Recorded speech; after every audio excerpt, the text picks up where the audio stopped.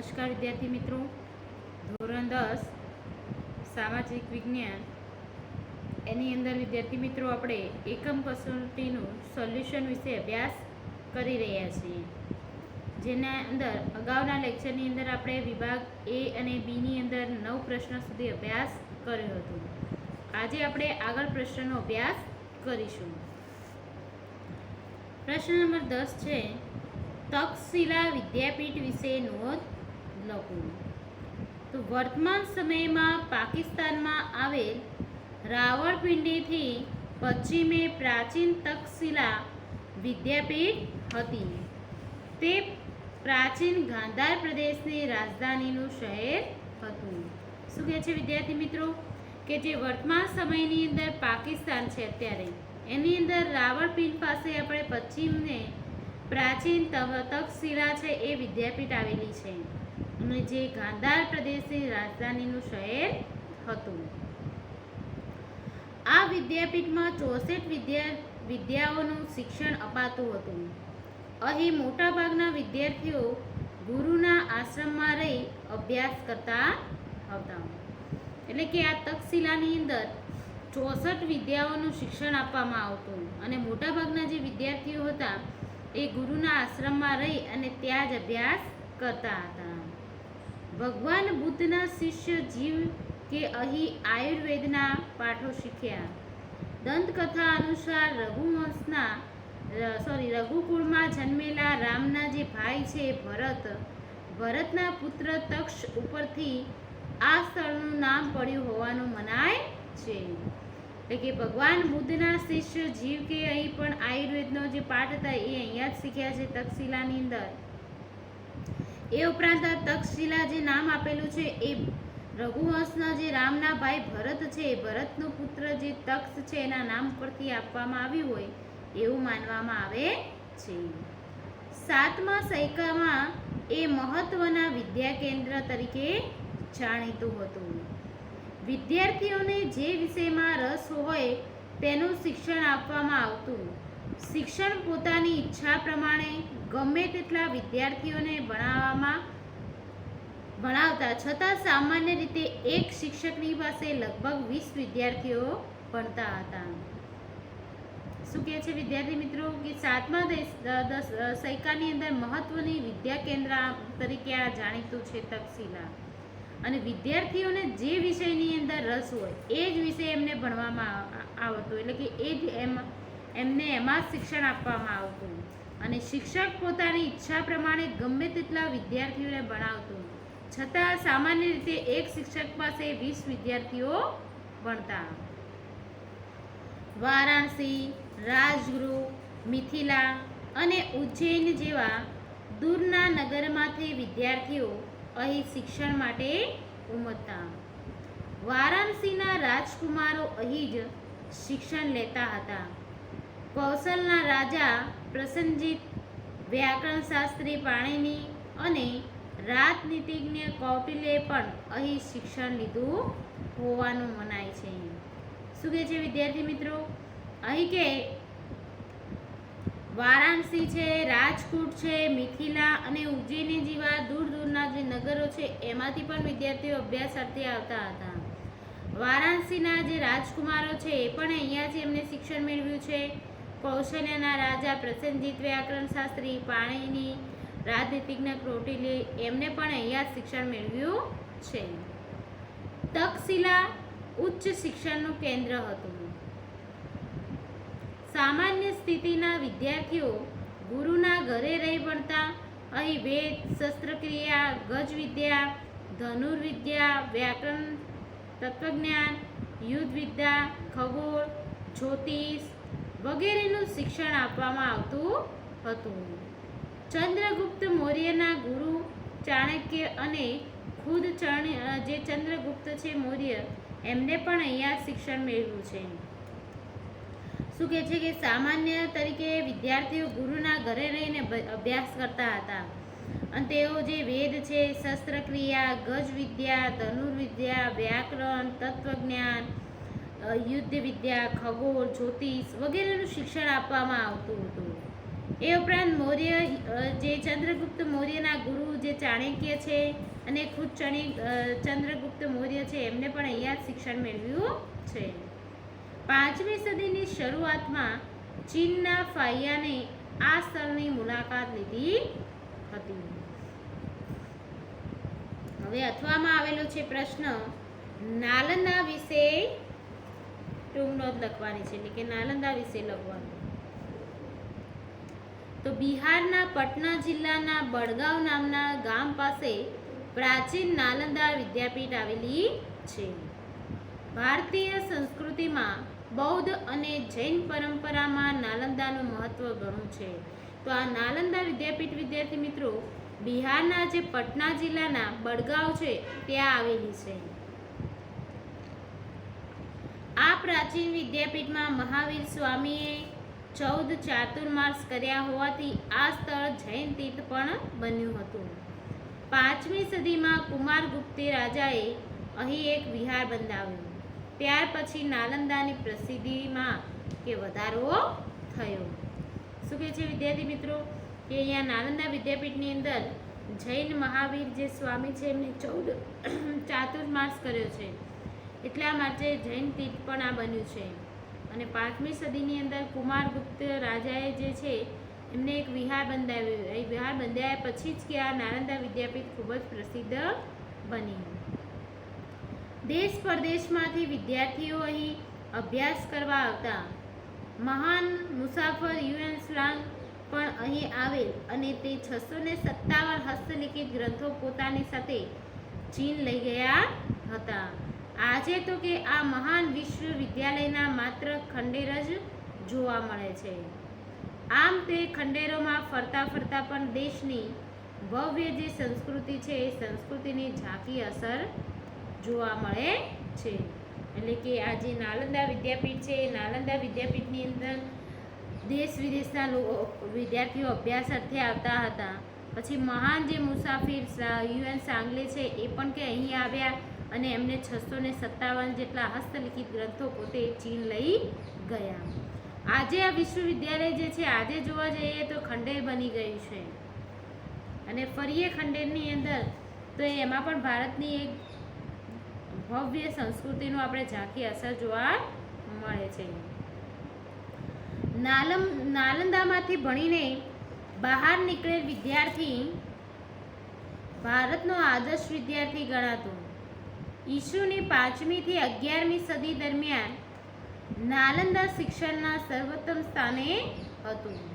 શું કહે છે વિદ્યાર્થી મિત્રો કે જે આ નાલંદા વિદ્યાપીઠ છે એ નાલંદા વિદ્યાપીઠની અંદર કોઈ પણ જે વિદ્યાર્થી અભ્યાસ કરીને બહાર નીકળે તો એ આદર્શ વિદ્યાર્થી તરીકે ગણાતો હતો.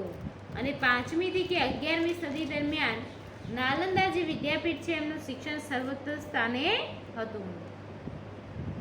આ સમયમાં ભારતમાં વિશ્વભરમાં શ્રેષ્ઠતમ ગણાય તેવા ગ્રંથાલયો હતા. મહાવિદ્યાલયમાં 7 મોટા ખંડો હતા. એ આખ્યાન માટેના 300 ખંડો હતા. વિદ્યાર્થીઓના રહેવા માટેના ખાસ મઠો બાંધવામાં આવ્યા હતા. એટલે કે આ નાલંદા જે વિદ્યાપીઠ છે વિદ્યાર્થી મિત્રો એની અંદર શ્રેષ્ઠતમ ગ્રંથાલયો હતા, 7 મોટા કે ખંડો હતા. વ્યાખ્યાન માટે પાછા 300 જેટલા ખંડો, વિદ્યાર્થીઓનો રહેવા માટે મઠો પણ બાંધવામાં આવેલા હતા. વિદ્યાપીઠને નિર્વાહ માટે અનેક ગામો દાન મળ્યા હતા. ગામોની આવકમાંથી વિદ્યાર્થીઓને ભોજન અને વસ્ત્રો વિનામૂલ્યે કે પૂરા પાડવામાં આવતા હતા. અહીંનો ગ્રંથાલયવાળો જે વિસ્તાર છે એને ધર્મગંજ તરીકે ઓળખવામાં આવે છે. એટલે કે આ વિદ્યાપીઠ છે એને નિર્વાહ માટે અનેક ગામો એમને શું આપ્યું હતું? દાનમાં ગામો આપી દીધા હતા છે. તો એ ગામમાંથી જે આવક પ્રાપ્ત થતી હતી એ ભોજન અને વસ્ત્રો વિદ્યાર્થીને વિનામૂલ્યે પૂરા પાડવામાં આવતા હતા. અને જે ગ્રંથાલયવાળો જે વિસ્તાર હતો એને ધર્મગંજ તરીકે ઓળખવામાં આવતું હતું. ઈસવીસનની 5મી થી 11મી સદી નાલંદાની ખ્યાતિ અને સુપ્રસિદ્ધ વિદ્યા કેન્દ્ર તરીકે રહી હતી. ત્યારબાદ વિદ્યાર્થી મિત્રો વિભાગ સી જોઈશું, જે આપણે 3 ગુણનો પ્રશ્ન રહેશે. ધોળાવીરા હડપ્પાનું સમકાલીન મોટું વ્યવસ્થિત અને પ્રાચીન નગર મળી આવ્યું છે તેના વિશે સમજ આપો. તો કે ભુજથી લગભગ 140 કિમી દૂર ભચાઉ તાલુકાના મોટા રણના ખદીર બેટના ધોળાવીરા ગામથી 2 કિમી દૂર આવેલું હડપ્પાનું સમકાલીન મોટું વ્યવસ્થિત અને પ્રાચીન નગર મળી આવ્યું છે. શું કહે છે વિદ્યાર્થી મિત્રો કે ભુજથી લગભગ 140 કિમી દૂર ભચાઉ તાલુકાના મોટા રણના જે ખદીર બેટ છે એના ધોળાવીરા ગામથી 2 કિમી દૂર આવેલું આપણને હડપ્પાનું સમકાલીન મોટું વ્યવસ્થિત અને પ્રાચીન નગર મળી આવ્યું છે. ગુજરાત રાજ્ય પુરાતત્વ વિભાગે પણ આ ટીમાનું સર્વેક્ષણ કર્યું હતું. એ પછી આર્યોલોજિકલ સર્વે ઓફ ઇન્ડિયાના અધિકારીઓએ સંશોધન હાથ ધર્યું. ઈસવીસન 1990માં રવિન્દ્રસિંહ બિસ્તના માર્ગદર્શન હેઠળ વિશિષ્ટ ઉત્કલન થયું. એટલે કે આપણને આ અવશેષો પ્રાપ્ત થયા એટલે પછી અવશેષો પ્રાપ્ત થયા પછી એનું સર્વેક્ષણ કરવામાં આવ્યું અને ઈસવીસન 1990માં રવિન્દ્રસિંહ જે બિસ્તના છે એમના માર્ગદર્શન કે હેઠળ આગળની કાર્યવાહી કરવામાં આવી. ધોળાવીરાના કિલ્લામાં મહેલ તેમજ નગરની મુખ્ય દિવાલોને જે સફેદ રંગ કરવામાં આવ્યો હશે તેના અવશેષો પણ મળી આવ્યા છે. ધોળાવીરાના કિલ્લા મહેલ તેમજ નગરની મુખ્ય દિવાલોને જે સફેદ રંગ કરવામાં એમ કે આવ્યો હતો એ સફેદ રંગના અવશેષો પણ કે આપણને પ્રાપ્ત થયા છે. નગરની કિલ્લેબંધની મજબૂત સુરક્ષા વ્યવસ્થા છે. આ દિવાલ માટી, પથ્થર અને ઈંટોમાંથી બનાવેલ છે. અહીંથી પીવાનું પાણી શુદ્ધ ગળીને આવે તેવી વ્યવસ્થા કરવામાં આવી હતી. શું કહે છે વિદ્યાર્થી મિત્રો કે આ નગરની કિલ્લેબંધની મજબૂત સુરક્ષા વ્યવસ્થા કરવામાં આવી હતી જે દિવાલ માટી, પથ્થર અને ઈંટોમાંથી બનાવવામાં આવી છે. અહીંયા કે જે પીવાનું પાણી છે એ શુદ્ધ ગળીને આવે એવી વ્યવસ્થા પણ કરવામાં આવી છે.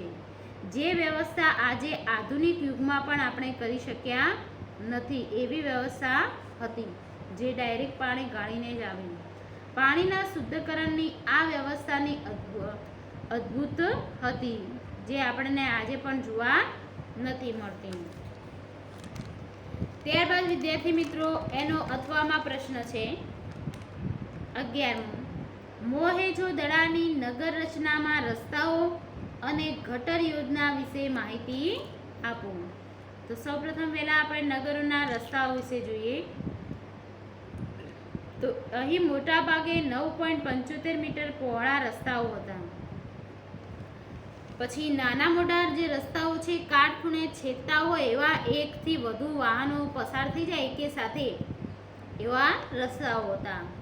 રસ્તાની બાજુમાં કે રાત્રિ પ્રકાશ માટે થાંભલા હોવાનું અનુમાન છે અને નગરના સીધા જ કે પહોળા રસ્તાઓ જે હતા એ રાજમાર્ગો હતા જે ક્યાંક વળાંક નહીં લેતા સીધા જ કે જતા હતા. આ પ્રાચીન સમયની વિશિષ્ટતા ગણાય છે.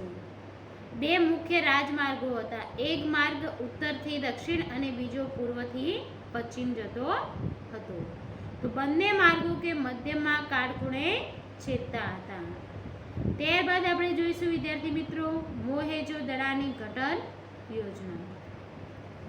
તો એમની જે આ ગટર રચના હતી એ વિશિષ્ટ લક્ષણ યોજના હતી.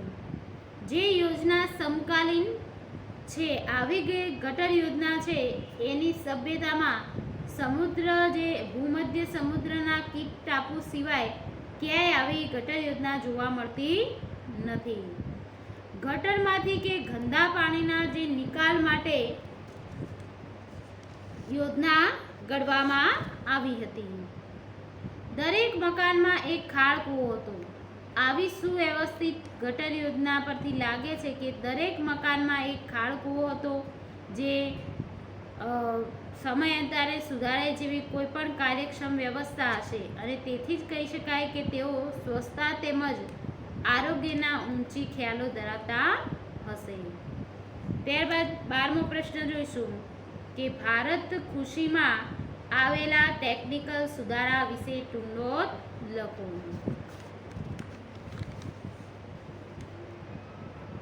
ભારતમાં ખેતી ક્ષેત્રે બિયારણ ખાતે અને ખેત સાધનોના આવેલા પરિવર્તન ટેકનિકલ સુધારા તરીકે ગણાય છે. સિંચાઈ માટે ખેડૂત પહેલા કવકોસ રોટનો ઉપયોગ કરતો હતો. આજે સબમર્સિબલ કે મોનોબ્લોક પંપ, સોલર પંપ, ટપક સિંચાઈ અને ફુવારા પદ્ધતિનો ઉપયોગ કરે છે. એટલે કે પહેલા વ્યક્તિ કેવું સિંચાઈ માટે ઉપયોગ કરતો ખેતી માટે, અને અત્યારે વ્યક્તિ કેવાનો ઉપયોગ કરે છે. અત્યારે ટેકનિકલ ઉપયોગ કરવા લાગે છે ઇલેક્ટ્રોનિક વસ્તુઓનો, જે ઓછી મહેનતે વધારે મેળવી શકીએ છીએ. રાસાયણિક ખાતરો ડીએપી, ડાયઅમોનિયમ સ્પીટર, એનપીકે, નાઇટ્રોજન, ફોસ્ફરસ અને પોટાશ, યુરિયા તેમજ જૈવિક ખાતરો, પ્રવાહી જૈવિક ખાતર, બાયોટેક બિયારણો વગેરેનો ઉપયોગ થાય છે. ખેડૂત પાક સંરક્ષણ માટે જંતુનાશક દવાઓ અને જૈવિક નિયંત્રણોનો ઉપયોગ કરવા લાગ્યો છે. ખેડૂત પાક સંરક્ષણ માટે જંતુનાશક દવાઓ અને જૈવિક નિયંત્રણ બાયો કંટ્રોલનો પણ ઉપયોગ કરતો થયો છે. એટલે કે પહેલા સમયની અંદર ખાતર ને બધું ઓછો ઉપયોગ થતો, પછી કોસ રોટનો ઉપયોગ કરતા, એની જગ્યાએ સબમર્સિબલ, સોલર પંપ, ટપક સિંચાઈનો ઉપયોગ કરવા લાગ્યા છીએ. અત્યારે રાસાયણિક ખાતર ડીએપી, એનપીકે, યુરિયા વગેરે ખાતરોનો પણ આપણે ઉપયોગ કરવા લાગ્યા છીએ. એ ઉપરાંત જે જંતુનાશક જે દવાઓ છે એ જંતુનાશક દવાઓનો પણ ઉપયોગ કરવા લાગ્યા છીએ. સરકાર દ્વારા ખેડૂતોને રેડિયો, ટીવી, વર્તમાનપત્રો, ડીડી કિસાન ચેનલ, મોબાઈલ પર કિસાન એસએમએસ ટોલ છે એના દ્વારા પણ માહિતી આપે છે. ફ્રી નંબર 18-180-1551 કિસાન કોલ સેન્ટર, સરકારના ખેડૂત વેબ પોર્ટલ, ખેડૂત તથા જેવી મોબાઈલ એપ દ્વારા સતત માહિતી, નવી તકનીકો અને માર્ગદર્શન પણ પૂરા પાડવામાં આવે છે કે કઈ ટેકનિકલનો ઉપયોગ કરીએ તો વધારે ઉત્પાદન થાય.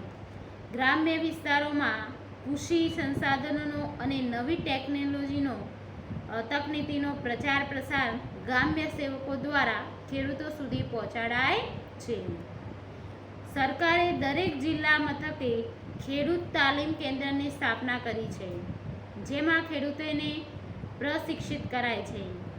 ગુજરાતમાં કૃષિ મેળાઓ દ્વારા ખેડૂતોને અદ્યતન માહિતી અને માર્ગદર્શન અપાય છે.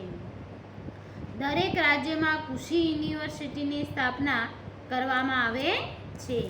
ગુજરાતની અંદર દાંતીવાડા છે, જુનાગઢ, આણંદ, નવસારી ખાતે કૃષિ યુનિવર્સિટીઓ સ્થાપવામાં આવી છે. તેઓ કે ખેતી ક્ષેત્રે નવા સંશોધનો કરે છે અને કૃષિવિદો તૈયાર કરે છે. આ ઉપરાંત કે કૃષિ ક્ષેત્રે સંશોધન કરતી ICI Indian council of agriculture research અને DARE એટલે કે department of agriculture research and education વગેરે સંસ્થાઓ રાષ્ટ્રીય કક્ષાએ કાર્યરત છે. ત્યારબાદ આપણે 13મો પ્રશ્ન જોઈશું કે ભારતમાં ગરીબી ઉદ્ભવવાના કારણો કયા કયા છે જણાવો. ગરીબી શાના કારણે ઉદ્ભવે છે? તો ગરીબીના મૂળિયા શહેર કરતાં ગ્રામ્ય વિસ્તારોમાં ખૂબ ઊંડે સુધી વિસ્તરેલા આપણને જોવા મળે છે. તેના કારણો જોઈએ.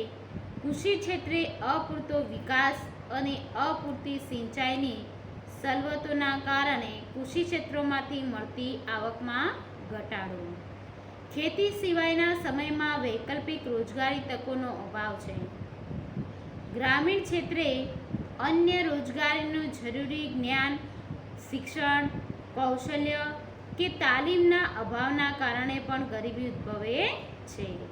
જ્ઞાતિ પ્રથા તથા રૂઢિઓ પરંપરાઓના કારણે રીત રિવાજો પાછળ પણ કે ઉપરાંત ખર્ચના કારણે દેવામાં ડૂબે. આમ બિન ઉત્પાદકીય ખર્ચાની અંદર વધારો થવાથી પણ ગરીબાઈ વધે છે. નિરક્ષરતાનું કે પ્રમાણ વધુ હોવાથી શોષણ અને અન્યાયનો ભોગ બને છે. તેથી સરકાર જે યોજના અને જે માહિતી આપે છે એના અભાવના કારણે લાભ બીજા ઉઠાવી શકે છે અને આ ગરીબ વ્યક્તિ પ્રતિદિન ગરીબ બનતા જાય છે અને એ લાભ ઉઠાવી શકતા નથી. આર્થિક નીતિઓના ઘડતરમાં છેવાડાના માનવીની જરૂરિયાતો અને તેના આર્થિક હિતોની ઉપેક્ષા થવાથી ગરીબો કુપોષણના કે અને વિવિધ રોગોના શિકાર બને છે. આરોગ્ય વિશે ખર્ચા વધ્યા પછી આવક એક તો જો સ્થિર રહે છે અને દવાખાનાની જે સારવાર દવા પાછળનો જે ખર્ચો છે એ દિન પ્રતિદિન વધતો રહે છે. એના કારણે પણ ગરીબ વધારે ગરીબ બનતા જાય છે. ટેકનોલોજીમાં ફેરફારો આવતા પરંપરાગત વ્યવસાયો કુટીર ઉદ્યોગો પડી ભાગ્યા તથા સ્થાનિક બજારો બંધ થતાં બેકારીઓમાં વધારો થયો. વસ્તી વૃદ્ધિ દર વધ્યો, મૃત્યુ દર ઘટ્યો, સરેરાશ આયુષ્યમાનમાં વધારો થયો. શ્રમની જે કુલ માંગ કરતાં શ્રમનો પુરવઠો વધ્યો, બેકારી વધી. બીજી બાજુ તેમની જીવન જરૂરિયાતની વસ્તુઓની માંગ સામે ઉત્પાદન ઘટતા ભાવ પણ વધ્યા. ખરીદ શક્તિમાં ઘટાડો થયો, જીવન ધોરણ કપાયું. અંતે ગરીબીમાં કે શું થયું? દિન પ્રતિદિન ગરીબાઈ વધતી રહી. અથવા માં પ્રશ્ન છે 13 બેરોજગારી ઘટાડવાના ઉપાયો જણાવો. તો બેરોજગારી સમસ્યા આપણા આયોજનની એક સૌથી મોટી નબળી કડી છે. ગરીબી અને બેરોજગારી બંને સગી બહેનો છે. બંને વચ્ચે સમસંબંધ છે. ગરીબોનું મુખ્ય કારણ બેરોજગાર છે. શું કહે છે કે આ બેરોજગારી સમસ્યા છે એક આપણી નબળી કડી છે. ગરીબ અને બેરોજગારી બંને કે સગી બહેન છે. ગરીબોનું મુખ્ય કારણ શું છે? બેરોજગાર હોવાનું. બેરોજગાર હોય એટલે ગરીબ બને. બેરોજગારી ઘટાડવા સરકારે લીધેલા કેટલાક અસરકારક ઉપાયો આપણે જોઈશું. ભારતમાં ઝડપથી આર્થિક વૃદ્ધિ દર વાર્ષિક 10% જેટલો ઊંચો લક્ષ્યાંક રાખીને સિદ્ધ કરવા સર્વગ્રાહી પગલાં ભરવા. જાહેર અને ખાનગી ક્ષેત્રમાં મૂડીરોકાણનું પ્રમાણ વધારવું અને રોજગારીની તકોમાં વધારો કરવો. અર્થતંત્રમાં કૃષિ સહિતના જે નાના અને ગૃહ ઉદ્યોગ કુટીર ઉદ્યોગો છે સહિત તમામ વિભાગોમાં અન્ય પ્રદેશોમાં ઝડપી અને સંતુલિત વિકાસ સાધવા રોજગારીના નવા ક્ષેત્રો ખોલવા જોઈએ. એટલે કે અમુક એરિયાની અંદર રોજગારી મેળવવા જેવું કશું હોતું નથી. એટલે સરકારે જે ગૃહ ઉદ્યોગ છે કુટીર ઉદ્યોગો છે એવા તમામ જે ગૃહ ઉદ્યોગો છે નાના મોટા એ દરેક ગામડામાં દરેક વિસ્તારની અંદર સ્થાપવામાં આયોજન કર્યું છે જેથી શું થાય દરેક વ્યક્તિને રોજગારી મળતી રહે.